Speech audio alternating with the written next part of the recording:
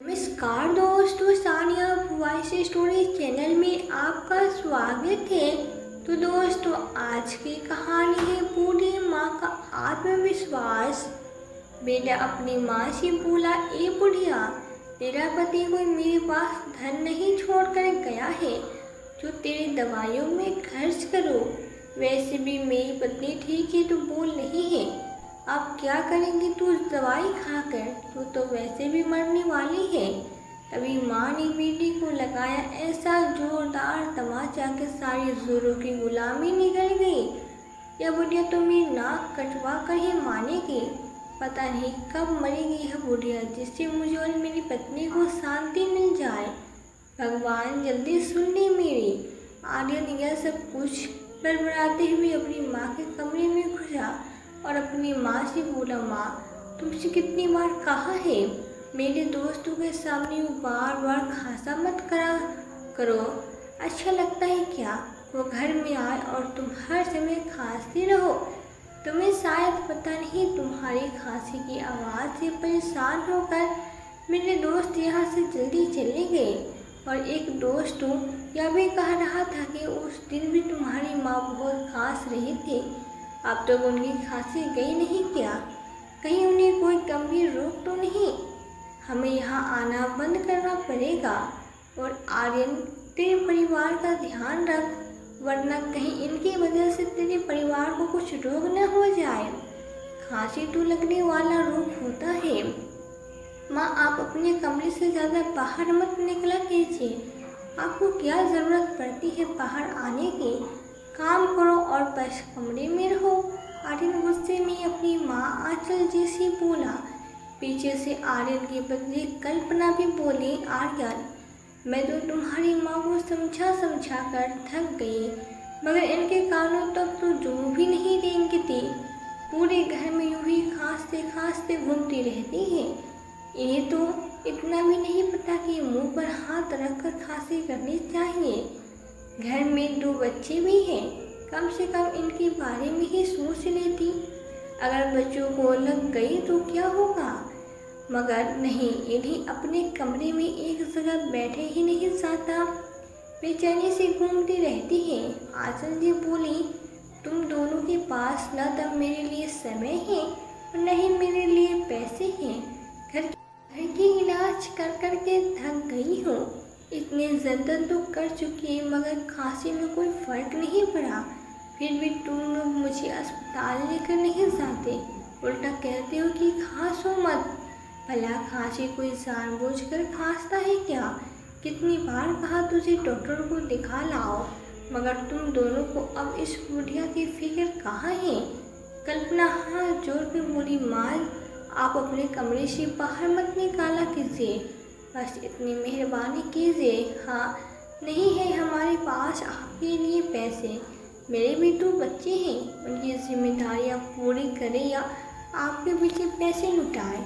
आपको तो बस बैठे बैठे मुफ्त की रोटी तोड़नी आती है। काम की न काज की, दुश्मन अनाज की, बस खाने के देते रहो। आंचल जी बोली, बहू अब तक तो सारे घर का काम तुम मुझसे ही करवाते आई हो। तुमने तो सिर्फ बच्चे बड़े करने में अपनी उम्र बिताई है, मगर मैंने इस मकान को घर बनाने में अपनी उम्र बिताई है। घर का एक एक कोना सजाया है मैंने, अपनी मेहनत से आशियाना खड़ा किया है। घर की साफ सफाई से लेकर रसोई भी संभालने आई हूँ। मैंने कभी उफ तक नहीं की, मगर आज सब इतने दिनों से यह बुढ़िया खांसी जा रही है तो किसी को रत्ती भर फिक्र नहीं है। मेरी आर्यन बोला, माँ कल्पना बिल्कुल सही कह रही है। अब आपकी तो उम्र हो चली है, मगर मेरे बच्चे के सामने तो उनका पूरा भविष्य पड़ा है। आपको तो अब भगवान उठा ले तो कोई बात नहीं, अब आपका काम ही क्या है इस दुनिया में। तभी आंचल जी ने अपने बेटे को एक जोरदार तमाचा मारा और बोली, वाह बेटा, अच्छा सिला दिया है तूने मेरी ममता का।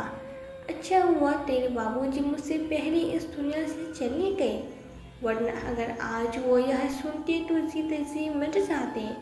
हमने जब तुझे पाला पोसा तो कभी तेरे दादा दादी को नजरअंदाज नहीं किया, उनकी हमेशा जी जान से सेवा की, क्योंकि तेरे आने से उनकी अहमियत कम नहीं हो गई थी। माने इंसान भी अपने बड़ों और अपने छोटों दोनों का भाव होता है, मगर इसका अर्थ कदापि यह तो नहीं कि वो बूढ़ों को मरने के लिए छोड़ दे। उनके लिए 2 पैसे तक जेब से न निकले। मगर आज तूने यह सब कहकर यह साबित कर दिया कि तुझे और बहू को मेरी बिल्कुल परवाह नहीं है। आचार्य जी अपने कमरे में जाकर रो पड़े। भला कोई बेटा अपनी माँ को ऐसे कड़वे शब्द कैसे बोल सकता है? एक बार भी यह नहीं सोचा कि माँ के दिल पे क्या गुजरेगी। अभी 4 दिन पहले की तो बात है, जब आचार्य जी अचानक कल्पना के कमरे में पहुँच गई थी। तब अचानक आंचल जी को देख कल्पना के हाथों से हड़बड़ाहट में सोने की चेन का डब्बा गिर गया, जिस पर लिखा था हैप्पी बर्थडे कल्पना, यह गिफ्ट तुम्हारे प्यारे पति की तरफ से। कल्पना ने फटाफट गिफ्ट उठाया और अलमारी में रख दिया और पकाकर बोली, माँ जी आप क्यों मेरे कमरे में आ गए? क्या काम था? मुझे बाहर ही बुला लिया होता। ऐसे अचानक से कमरे में घुस आती है आप? आंचल जी बिना कुछ बोले अपने कमरे में आ गई और सोचने लगी, बेटे के पास अपनी पत्नी को सोने का उपहार देने के लिए पैसे हैं, मगर अपनी माँ का इलाज करवाने के लिए 2 पैसे तक नहीं है। क्या शादी के बाद बेटा इतना बदल जाता है? या बहू का अपनी सास के प्रति कोई फर्ज नहीं? बच्चों को पालते पालते उनके खर्चे पूरे करते करते बाल सफ़ेद हो गए और आज मैं बेटी पे इतनी बोझ बन चुकी हूँ कि वो मेरे मरने का इंतज़ार कर रहा है। आखिर मुझ पर बेटे का कितना खर्च हो जाता होगा? 2 रोटी के अलावा मुझे मिलता ही क्या है? लगभग 4 से 5 साल से मैंने तो एक साड़ी भी नहीं खरीदी है। पुराने कपड़ों में ही काम चला रही हूँ, उल्टा घर का सारा काम करती हूँ। वो अलग, फिर भी मैं इन लोगों पे बोझ बन चुकी हूँ। ये सोचकर वो बहुत रो रही थी। इतने अपशब्द सुनने के बाद उनकी हिम्मत हारने लगी थी। उन्हें आर्यन के बचपन के दिन याद आ गए। आर्यन माँ आंचल जी और पिता किशन जी का लाडला बेटा था। किशन जी कहते, देखना आंचल, एक दिन आर्यन पढ़ लिख कर हमारा नाम रोशन करेगा। आर्यन केवल 10 वर्ष का था और किशन जी का निधन हो गया, मगर आंचल जी ने सिलाई कढ़ाई का काम कर आर्यन की पढ़ाई पूरी करवाई। आगे चलकर आर्यन की पढ़ाई में मन नहीं लगता था। उसने जैसे तैसे पढ़ाई तो पूरी कर ली, मगर नौकरी नहीं की और खुद का व्यवसाय खोला। आंचल जी ने आर्यन की शादी करवा दी ताकि अब सुखी जीवन व्यतीत कर सके। बहू के आने से घर में भी रौनक फैल जाएगी। कल्पना दुल्हन बनकर आई। शुरुआती दिनों में तो सब सही चल रहा था, मगर धीरे धीरे बहू कल्पना ने अपने असली रंग दिखाने शुरू कर दिया। बात बात में ताने, बात बात में धमकाना। तो बच्चे के जन्म के बाद उसने घर के काम करना तो दूर, काम छोड़ना तक छोड़ दिया। पूरा दिन बस बच्चों में लगी रहती। घर के सारे काम की जिम्मेदारियाँ आंचल जी के कांधों पर डाल दे। वो भी खुशी खुशी काम कर लिया करती थी कि मेरी पोती अभी छोटी है, लेकिन बच्चे के कुछ बड़े होने पर भी उसने अपनी जिम्मेदारी नहीं समझी। आंचल जी के कुछ भी कहने पर कल्पना बात का पतंगर बना देती और आर्यन के कान भर देती। धीरे धीरे आर्यन ने कल्पना के रंग में रंगने लगा और आंचल जी जो मुँह से आता हूँ के बकने लगा। माँ को जरा भी शर्म नहीं करता था। आंचल जी को बहुत पहले से ही अकेली हो चुकी थी, मगर आज इतनी कड़वे शब्द उसमें सहन नहीं हो रहे थे। उनका रो रो कर बुरा हाल हो रहा था। उनके आंसू देखने वाला भी कोई नहीं था। अकेले बैठी बैठी अपने गम को लिए रो रही थी कि पास में रहने वाली उनकी सहेली कमला घर आई। उसने उनको रोते देखा तो घबरा गई। क्या बात है आंचल, सब ठीक तो है ना? हाँ हाँ अंजलि, सब ठीक है, बस तेरे भाई साहब याद आ रहे हैं। अब कभी कभी आंचल जी ने अपने आंसू पोंछते हुए कहा। अच्छा चल, अब रोना बंद कर और मेरी बात सुन। वो आंचल जी से बोली, एक खुशखबरी है आंचल, कल ही अपने गांव में एक डॉक्टर प्रदीप आए हैं। सुना है विदेश से आए हैं, सो हम जैसे बूढ़ों का इलाज मुफ्त में कर रहे हैं। उनके साथ उनका 6 साल का बेटा भी है। सुना है थोड़े दिन यहाँ भारत ही रहेंगे ताकि हम जैसे बूढ़ों का इलाज मुफ्त में कर सके। आंचल जी भी अपने गम को छुपाए खुश होकर बोली, क्या वो मेरे में इलाज करेंगे अंजलि? अंजलि बोली, मैं अभी सुबह ही उनसे अपना इलाज करवा कर आ रही हूँ। आंचल तुम अभी चल मेरे साथ, तुझे भी बहुत समय से खांसी है। आंचल जी भी अंजलि के साथ उन डॉक्टर दंपति के पास पहुँचती है और अपना इलाज करवाती है। उनमें से जो लेडी डॉक्टर थी वो आंचल जी से कहती है, माँ जी आपको एलर्जी वाली खांसी हो गई है, आपको धूल मिट्टी से थोड़ा दूर रहना होगा, इसलिए आप घर में साफ सफाई के काम से थोड़ा दूर रहिएगा और अगर सफाई करनी भी पड़े तो मुंह पर रुमाल लपेट कर कीजिएगा। आंचल जी कहती है, मेम साहब मैं धूल मिट्टी से कैसे दूर रह सकती हूँ? मेरी बहू घर के ऐसे काम बिल्कुल नहीं करती है। ऐसे सारे काम तो मुझे करने पड़ते हैं और मुंह पर रुमाल लपेट कर तो मेरा दम घुट जाएगा। डॉक्टर साहिबा बोली, अंजलि जी आपको इस उम्र में बहू के होते हुए ये सब कामों से थोड़ा दूर ही रहना चाहिए। अब देखिए आपको कितनी ज़्यादा खांसी हो गई है जो कि रुक ही नहीं रही। फिलहाल मैंने आपको दवाइयाँ दे दी है और आपको 1 हफ्ता रोज़ यूँ ही मेरे पास आना पड़ेगा ताकि मैं आप में हो रहे बदलाव को देख पाऊँ। आप शायद जानते हैं 1 महीने से ऊपर की खांसी जानलेवा भी हो सकती है। आंचल जी बोली, डॉक्टर साहिबा वैसे भी जान के किसको बनी है, मेरी जान अगर चली भी गई तो मेरी परवाह करने वाला इस दुनिया में है ही कौन। खांस का बुरा हाल हो गया था इसलिए आ गई इलाज करवाने, वरना अपने आप से लगाव तो कब का ख़त्म हो चुका है।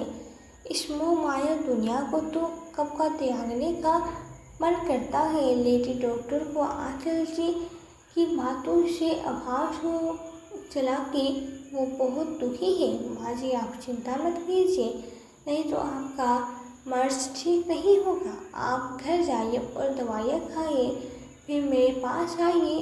आंचल जी अब रोज़ उनके पास जाने लगे।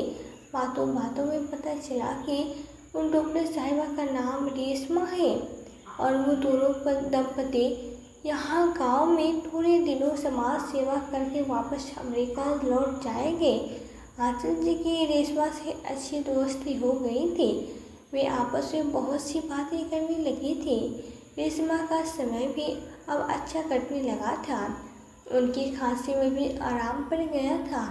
रेशमा प्यार से आंचल जी को माँ नाम से संबोधित करती। आंचल जी डॉक्टर रेशमा के बेटे विकास को भी खूब प्यार करते और कभी कभी उसके लिए घर से कुछ पकवान बनाकर भी लाती जो विकास को बहुत ज़्यादा पसंद आते। विकास उनके साथ बहुत घुल मिल गया था। आंचल जी ने भी डॉक्टर रेशमा को सब कुछ बता दिया था कि उनकी बेटी बहू उनसे कैसे व्यवहार करते हैं। आंचल जी बोली, रेशमा जी यदि आप न होती तो मैं शायद 1 महीने में हमेशा के लिए बंद हो जाती, क्योंकि मेरे पास बिल्कुल पैसे नहीं है और मेरा बेटा बहू तो मुझ पर चलने में खर्च नहीं करना चाहते। रेशमा बोली, माँ जी ऐसे बेटी बहू को तो आपको सबक जरूर सिखाना चाहिए। आंचल जी बोली, बेटा अब इस उम्र में मैं क्या सबक पाऊँगी। रेशमा बोली, माँ जी आपकी दुनिया में सभी को आत्मनिर्भर होना बहुत ज़रूरी है ताकि वो किसी पर निर्भर न रहे और ऐसे बेटी बहू को यह भी दिखा देना चाहिए कि वह अपने बूढ़े माँ बाप को कभी कमज़ोर समझने की गलती न करे और अपने माता पिता पर किसी भी तरह का अत्याचार न करे। आंचल जी को रेशमा की यह बात बिल्कुल सही लगी। रेशमा आंचल जी के जाने के बाद सोचने लगी, काश मैं बाकी कुछ मदद कर पाती, काश मैं उन्हें थोड़ी सी खुशी दे पाती। विकास आंचल जी के साथ बहुत घुल मिल गया था। यह देखकर रेशमा बहुत खुश थी, क्योंकि वो सोच ही रही थी कि बा के लिए क्या किया जाए।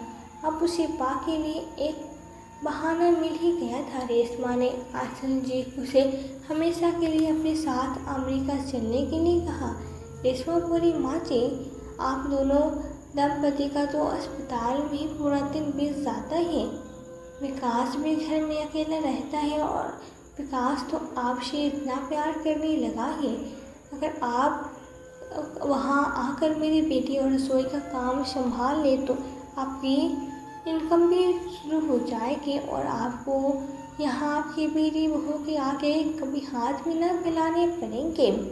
आंचल जी पहले तो सोच में डूब गई, क्योंकि उन्होंने इस दुनिया को अपने 60 साल दिए थे। एक एक दिन एक एक रात इस घर में गुजारे हैं, अच्छे बुरे हर इसी घर में थे हैं, इसी घर में दुल्हन बनकर आई, इसी घर में मेरी बेटी की किलकारियाँ वही बेटा जो आज माँ को पूछता तक नहीं है।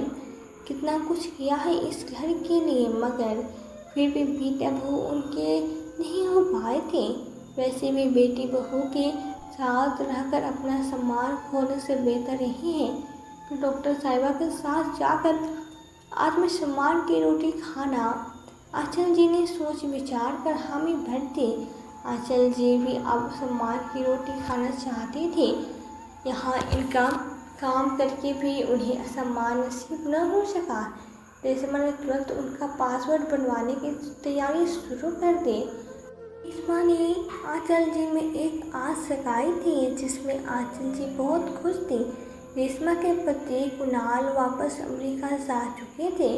रेशमा आंचल जी को साथ लेकर जाना चाहती थी, बस पासवर्ड बनाने का इंतज़ार हो रहा था। थोड़े समय में सारी प्रक्रियाएं खत्म हो गई और आंचल जी हमेशा के लिए रेशमा के साथ अमेरिका चली गई। उनके जाते ही कल्पना बोली, अच्छा हुआ भला टली। वैसे भी बुढ़िया यहाँ मुफ्त की रोटियाँ तो तोड़ती थी, कोई साथ में एहसान भी तोलाती थी। अब मैं चैन की सांस ले सकती हूँ। आंचल जी अमेरिका जाकर वहाँ बस गई। पूरे दिन विकास और रसोई संभालती और बदले में पैसे और सामान दोनों पाती। सम्मान की 2 रोटी और 2 पैसे पाकर वो बहुत खुश होती थी। उनकी खुद की बेटी बहू ने कभी उनकी खबर तक नहीं ली, कभी फ़ोन तक नहीं किया, मगर यह दोनों डॉक्टर पति पत्नी ने आंचल जी को माँ की तरह सम्मान दिया। रेशमा ने आंचल जी को अपनी माँ जैसा प्यार दिया, उनको किसी भी चीज़ में कमी नहीं आने देती थी। यहाँ आकर आंचल जी ने भी कभी अपने स्वार्थी बेटे और बहू को याद नहीं किया, कभी उनका नाम तक नहीं लिया। 15 वर्ष हो गए आंचल जी को अमेरिका में रहते हुए। उन्हें कभी अपनी बेटी बहू की कमी नहीं खली, क्योंकि उनके बेटे बहू ने भी उनसे मुँह मोड़ लिया था। बस कभी कभी रात में सोते समय अपने देश, अपना घर, अपना परिवार याद आने लगता तो रो दिया करते, लेकिन मुँह से एक शब्द तक ना कहती, क्योंकि अब रेशमा भी उनकी बेटी ही थी और अपनी बेटी के साथ अमेरिका में वो बहुत खुशी जीवन व्यतीत कर रही थी कि एक दिन अचानक उनकी बेटी आर्यन का उनके फ़ोन पर कॉल आया और वो रोते हुए बोला, माँ, तुम्हारी बहू कल्पना को ब्लड कैंसर हो गया है और मैं बहुत मुसीबत में हूँ। शायद हमने तुम्हारा हर पल तिरस्कार किया, यह उसी का सजा है। माँ, मुझे माफ़ कर दो। मैं और कल्पना तुम्हारे बहुत बड़ी दोषी हैं, हमें माफ़ कर दो। माँ आंचल जी इतने सालों बाद बेटी की आवाज़ सुनकर कुछ देर तो कुछ बोलती ही नहीं, मगर माँ कब तक अपनी बेटी से नाराज़ रह सकती है। वो बोली, मेरे बचाए पैसों में से कुछ पैसे मैं तुझे भिजवा दूँगी ताकि तू कल्पना का अच्छे से इलाज करवा पाए। आर्यन बोला, माँ, बहुत मेहरबानी होगी आपकी। आंचल जी फ़ोन रख कर सोचने लगे। इतने सालों बाद बेटी का फ़ोन आया वो भी ज़रूरत के लिए, और उन्होंने रेशमा से कहकर अपने अकाउंट से 1 लाख निकलवाए जो उन्होंने जमा कर रखे थे और भारत अपने बेटे को भिजवाया। कल्पना का इलाज उन्हीं पैसों से करवाया गया। जो आर्यन और कल्पना कभी अपनी माँ को सम्मान नहीं देते पाए, आज उन्हीं के कमाए पैसों से अपना इलाज करवा पाए। कल्पना बहुत रोती और फ़ोन पर अपनी सास से अपने किए की माफ़ी मांगती है। जी, मैंने आपका बहुत तेज काट किया है, कभी आपको दोनों ने सम्मान के साथ नहीं दे, आपसे कितना काम लिया है, तब भी आप यही के लिए 2 पैसे तक नहीं थे। आपकी खांसी भी इतना घृणा से भरे, तभी मेरे पापों की सज़ा मुझे मिल गई। माँ जी, आंचल जी वहाँ अमेरिका में बहुत खुश थे, लेकिन बेटा बहू की बातें सुन दुखी हो उठे। उन्होंने कल्पना को माफ़ कर दिया। एक बार तो उनके दिल में आया कि वापस अपने परिवार के पास चले जाए। फिर एक ही तरफ यही बात सामने आने लगी कि यह तो भी तो मेरा परिवार है, कल्पना मेरी बेटी है, बेटा बहू के पास ना सही बेटे के पास तो मैं हूँ। उनके मन में यह सब विचार आ रहे थे। फिर उन्होंने अमेरिका में ही रहने का निर्णय ले लिया और खुशी खुशी रेशमा के साथ रहने लगे। वे आत्मसम्मान की रोटी जो खाती थी ना, कि बेटी बहू के टुकड़े पे पल नहीं थी। उन्होंने कभी नहीं सोचा था कि जिंदगी उन्हें नया मौका देगी। वो तो यही सोचकर हिम्मत हार गई थी कि शायद अब पूरी जिंदगी बेटी बहू के ताने सुनने पड़ेंगे और ऐसे किसी पीड़ी जिंदगी जीना पड़ेगा। मगर भगवान ने उन्हें फिर से नया मौका दिया था कि ज़िंदगी दी थी। यह नई मौका हर किसी को नहीं मिलता कि वो आत्मसम्मान के साथ गुजर बसर कर रही है। और उनके बेटे बहू को भी एहसास हो चुका था कि उन्होंने अपनी माँ के साथ गलत व्यवहार किया है। तो दोस्तों, हमें अपने घर में बूढ़ों और बुजुर्गों का बहुत सम्मान करना चाहिए, ना कि उन्हें इतना मजबूर कर देना चाहिए कि उनका प्यार हमारे प्रति हमेशा के लिए ख़त्म हो जाए। और कभी भी किसी को अपना कमज़ोर नहीं समझ लेना चाहिए कि वो तुम्हारे बगैर कुछ नहीं कर सकता, क्योंकि जिस भगवान ने हम सभी को धरती पे भेजा है, उन्होंने हमारे भरण पोषण का इंतज़ाम भी कर रखा है। अपने घर के बड़े बुजुर्गों को इतना मजबूर भी मत कीजिए कि उन्हें इस उम्र में अपने लिए आत्मसम्मान की रोटी की खोज भी निकलना पड़े।